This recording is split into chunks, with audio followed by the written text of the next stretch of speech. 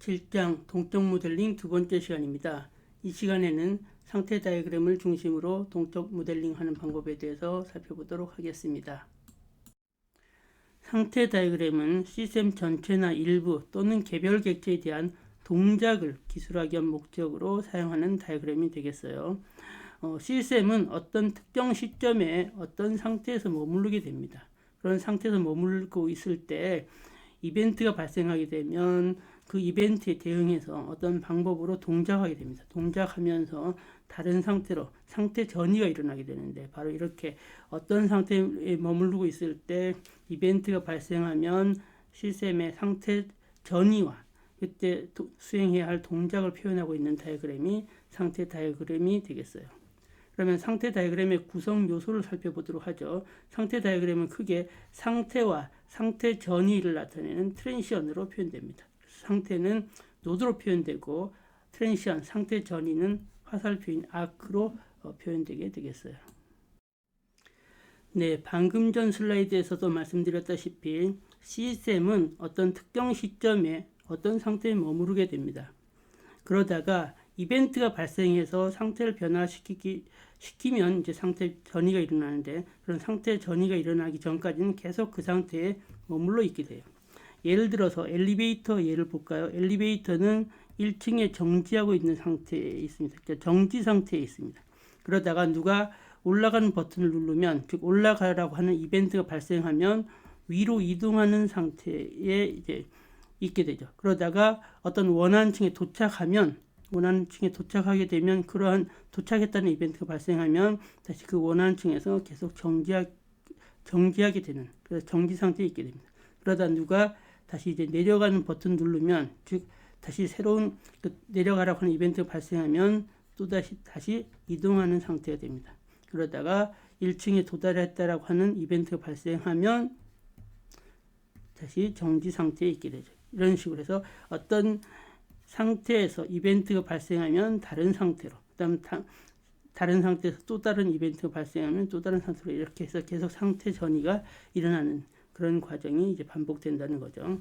그래서 이런 상태가 상태 다이어그램에서 어떻게 표현되는지 살펴보도록 하죠. 상태 다이어그램에서는 모서리가 둥근 사각형으로 상태를 표현합니다. 그래서 그 사각형 안에 상태 이름을 표시해서 표기합니다.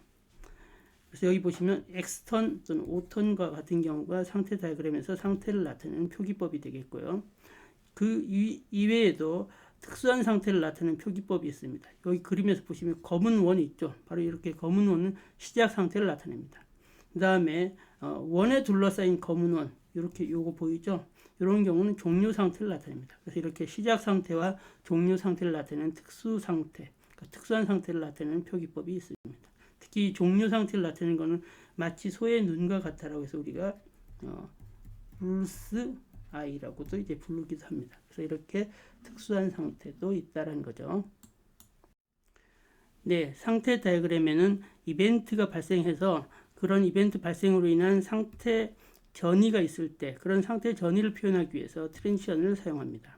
그래서 여기 그림에서 보시면 X턴이라고 하는 상태에서 O턴이라고 하는 상태로의 화살표, 또는 O턴에서 X턴으로의 화살표, 또는 X턴에서 X윈이라고 하는 종료 상태로의 화살표, 이런 경우가 다 트랜지션에 해당하는 거죠. 즉 이벤트가 발생해서 그 이벤트 발생으로 인한 상태 변화를 표현하는 그런 표기법이 되겠어요.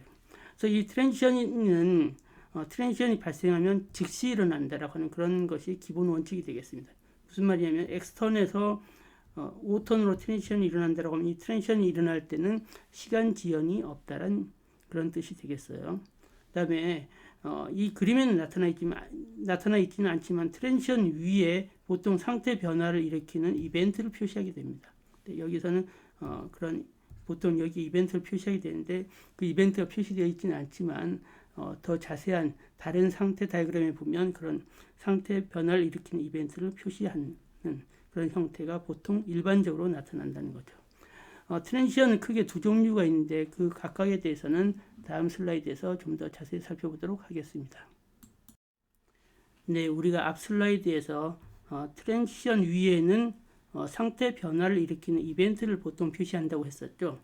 이 그림을 한번 볼까요? 그림에서도 트랜지션이 있고 트랜지션의 그 상태 변화를 일으키는 이벤트가 표시되어 있습니다.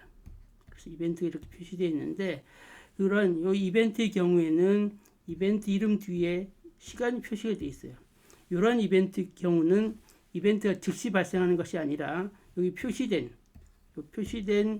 시간이 경과한 다음에 이벤트가 발생하게 됩니다. 바로 이렇게 일정 시간이 경과한 후에 이벤트가 발생하도록 그렇게 표시하는 그런 트랜지션을 우리는 경과 시간 표시 트랜지션이라고 불러요. 그래서 여기 신호등 클래스 예를 보면 이 그림에서 시작 상태는 어디죠? 여기 보면 검은 원으로 표시됐으니까 레드 라이트가 그 시작 상태인 거죠. 그래서 빨간불일 때 상태에서 있다가 30초가 경과하면 이벤트가 발생해서 어디로 가요? 그린라이트 상태로 이제 상태 전이가 일어나게 되겠죠. 그래서 그린라이트에 있다가 여기서도 25초가 경과하면 어디로 가죠? 25초가 경과하면 이벤트 발생해서 옐로우 라이트로 상태 전이가 일어나게 되겠고, 옐로우 라이트에서 5초가 경과하면 이벤트가 발생해서 레드 라이트로 이동하게 되겠죠. 바로 이런 식으로 어떤 그 경과 시간을 표시한 트랜지션이 있다는 거죠. 네, 트랜지션에는 조건 표시 트랜지션도 있어요. 이 조건 표시 트랜지션은 조건이 표시된 트랜지션이 되는 거죠. 그래서 이 조건은 보통 불리한 오퍼레이터로 표현되는데 이 경우에는 그 조건이 만족되어야만 트랜지션이 일어나는 그런 트랜지션이 되겠어요. 여기 한번 볼까요? 여기 open not enough student 상태가 있습니다. open not enough student 상태에서 open enough student 상태로 가는 트랜지션에는 바로 이 조건이 표현되어 있죠. 여기 경우에 보면 클래스 사이즈가 미니멈보다 크거나 같아야만 이 트랜지션이 발생한다라는 거죠. 그거에 비해서 여기 open not enough student에서 canceled 상태로 갈 때는 여기 open not enough에서 close registration이라고 하는 이벤트가 발생하면 즉시 canceled로 가게 됩니다. 또는 open not enough student에서 cancel이라고 하는 이벤트가 발생하면 즉시 canceled 상태로 가요. 근데 그거에 비해서 open not enough student에서 open enough student로 갈 때 이 트랜지션의 경우에는 클래스 사이즈가 미니멈보다 크거나 같아야만 트랜지션이 일어난다는 거죠. 그래서 그런 식으로 그 트랜지션에는 그러니까 여기 보면 제가 트랜지션의 종류를 두 가지를 얘기했어요.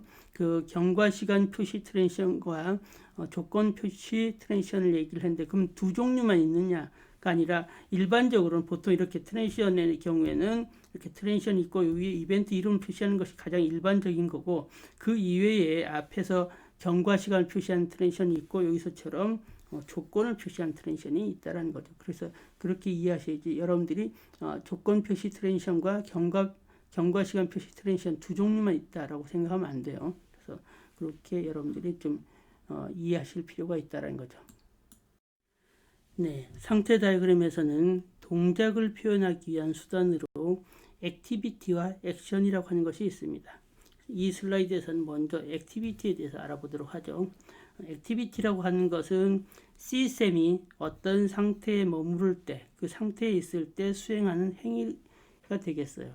그래서 이런 그 액티비티의 경우는 어떤 상태에서 수행한 행위이기 때문에 보통 행위를 수행하는데 일정 시간이 소요된다는 것을 전제로 하고 있습니다. 그래서 이런 액티비티의 경우에는 그 액티비티가 완료되면 그 어떤 상태에서 빠져나와서 다른 상태로 상태 전이가 일어나는 그런 경우가 있겠고, 또 하나의 경우는 액티비티 인터럽트가 있어요.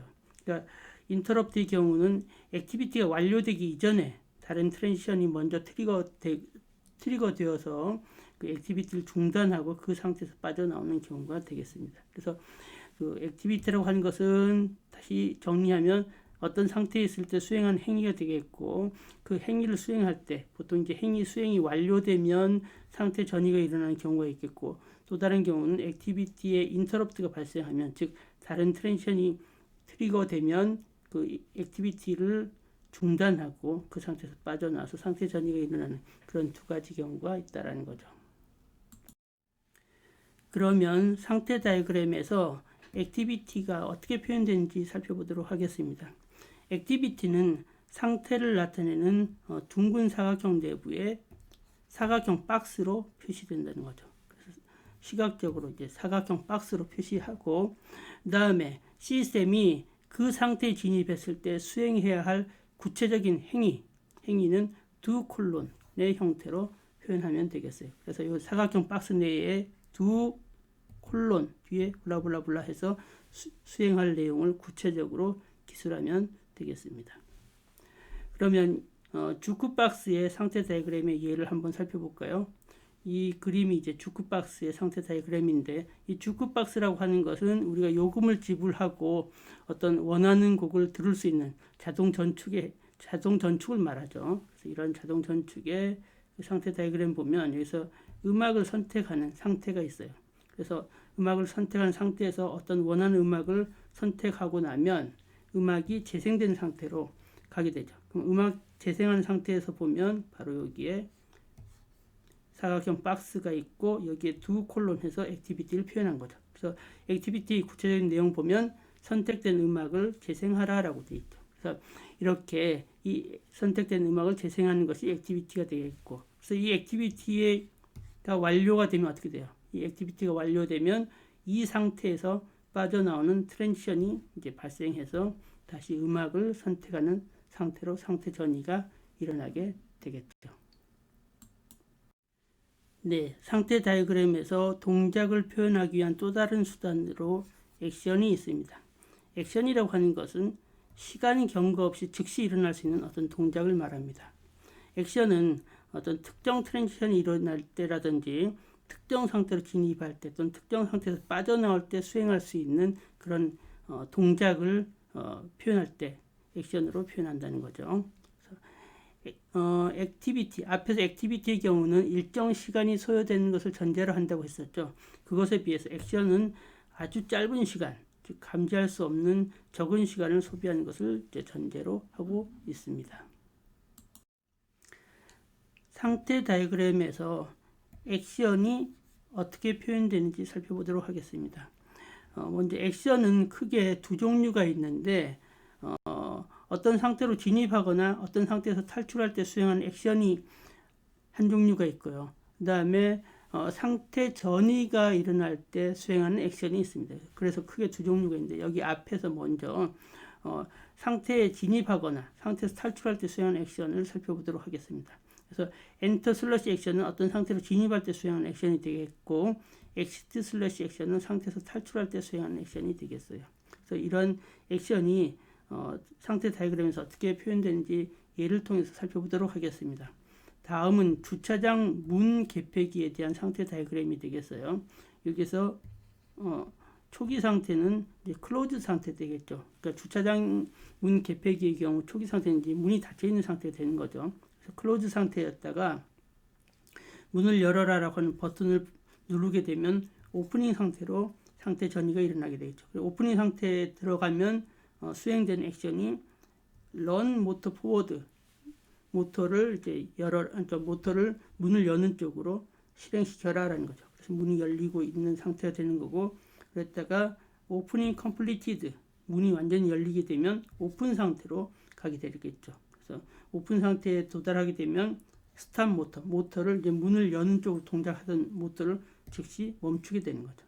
그래서 오픈 상태에 머무르고 있다가 다시 문을 닫아라라고 하는 이벤트가 발생하면 클로징 상태로 상태 전이가 일어나게 되겠고, 클로징 상태에서는 다시 모터를 리버스 방향으로 실행시켜라라고 해서 이제 문을 닫게 되겠죠. 그래서 문을 쭉 닫다가 클로징 컴플리티드라고 하는 이벤트가 발생하면, 즉 문이 완전히 닫혔다라고 하면 문이 닫히고 나면 클로징 컴플리티드라고 하는 이벤트가 발생하겠죠. 그래서 이런 이벤트가 발생하면 클로즈 상태에 도달하게 되고, 클로즈 상태에 들어오게 되면 즉시 스탑 모터를 이제 정지시켜라라고 하는 액션을 수행한다라는 거죠.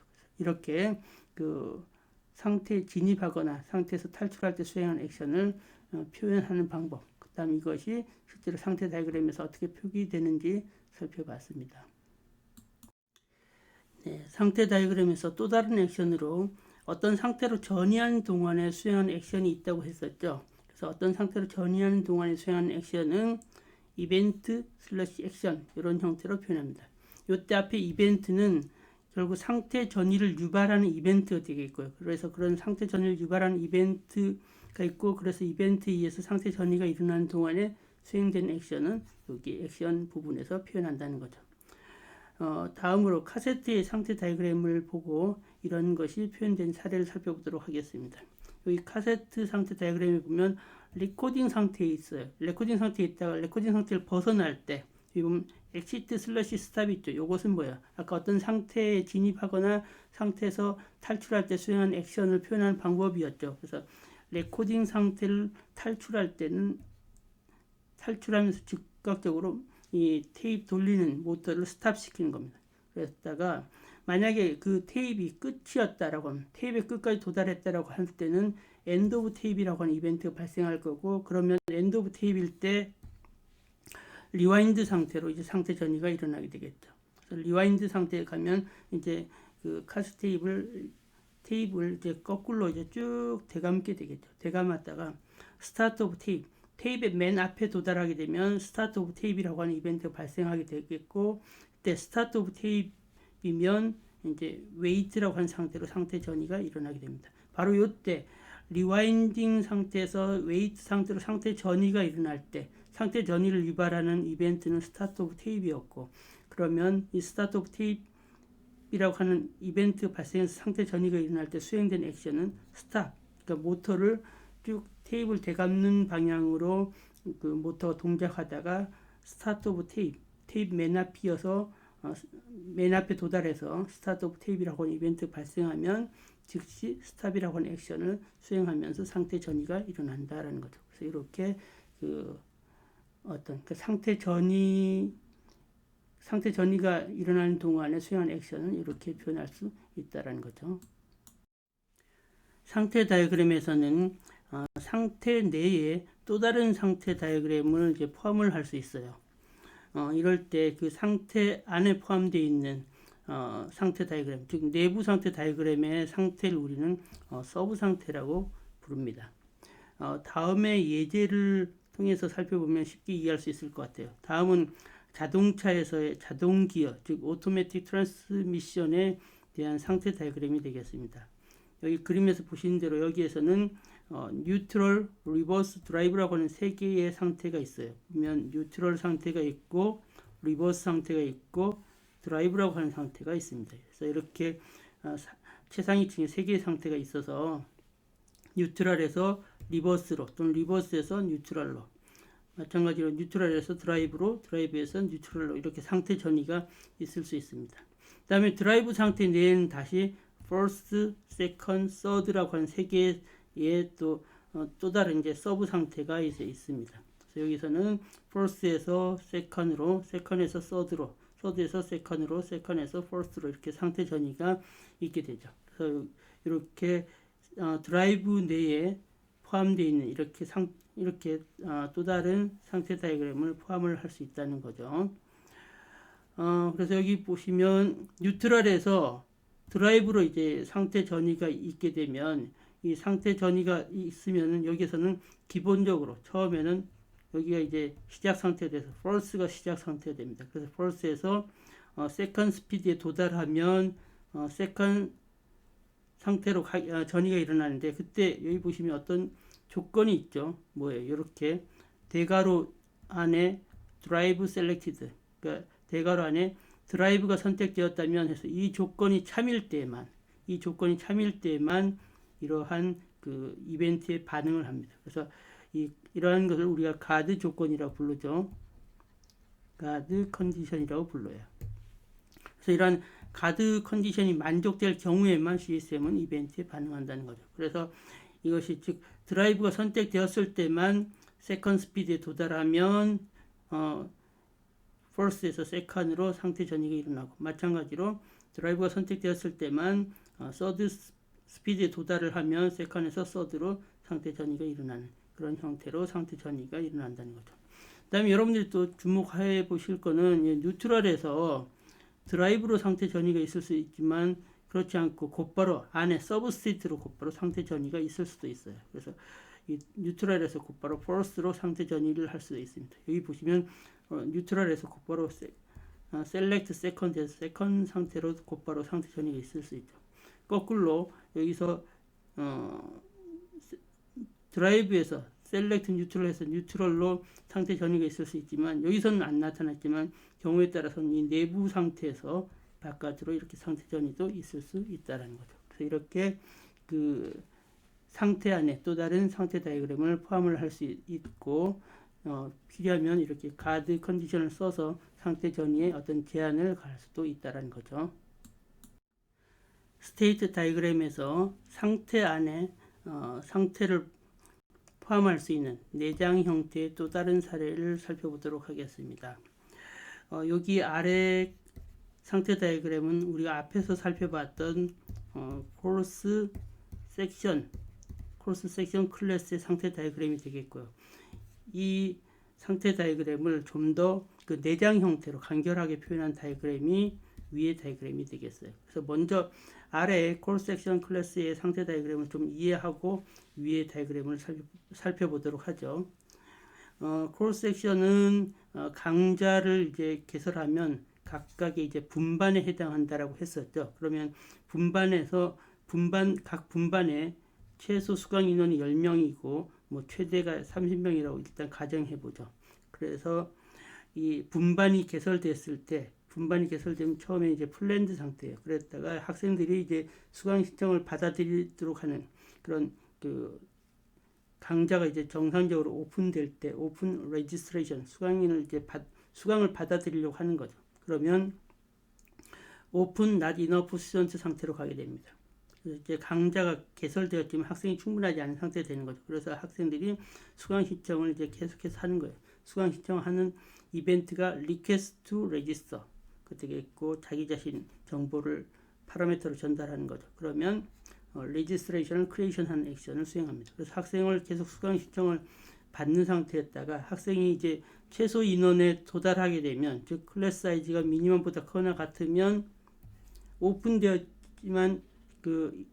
있고 이너프 스튜던트 상태로 이제 상태 전이가 일어나는 거죠. 그래서 여기서도 계속 학생들이 수강 신청을 계속 더하게 되죠. 그렇다가 학생들이 이제 그 클래스 사이즈가 이 맥시멈 값보다 크거나 같으면 더 이상 수강을 받아들이지 않는 클로즈 상태로 상태 전이가 이제 일어나는 거죠. 이렇게 상태 다이그램이 되어 있고, 그다음에 여기 오픈 not enough나 또는 오픈 enough에서 어떤 이유에서든지 그 분반을 개설했던 걸 분반을 폐쇄할 수도 있어요. 그럴 때 캔슬할 수 있는데 그럴 때는 이렇게 각각 오픈 not enough나 또는 오픈 enough에서 각각 캔슬하면 캔슬드 상태로 갈 수 있는 거죠. 그런 경우가 또 이제 오픈 not enough인데 여기에서 뭐 레지스트레이션을 그냥 클로즈 해버리겠다. 캔슬과 거의 비슷한 이유로 이제 하면 또 캔슬도 가게 되겠고요.